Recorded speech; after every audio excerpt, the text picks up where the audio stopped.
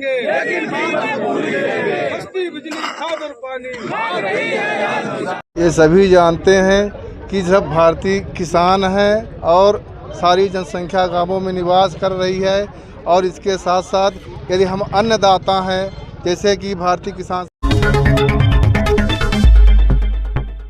जन जन की आवाज, सिटी न्यूज MP।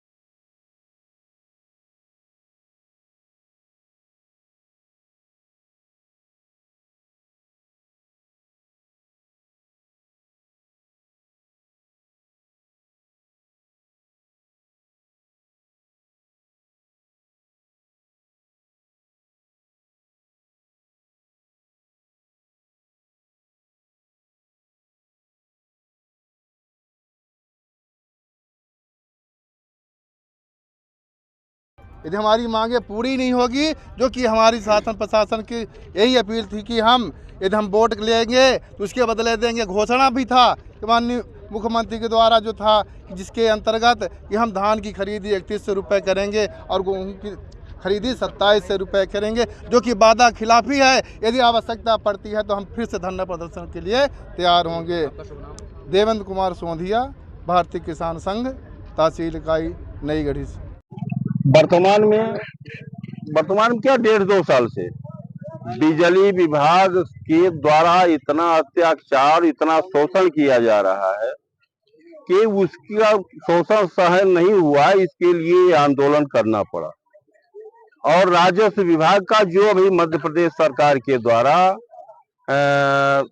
राजस्व अभियान चलाया गया, उस समय सारा सिस्टम था कि पटवारी अपने हल्के में मुनादी कराए और 2 दिन पूर्व बाद उसको किसानों के सामने विवरण वाचन करे।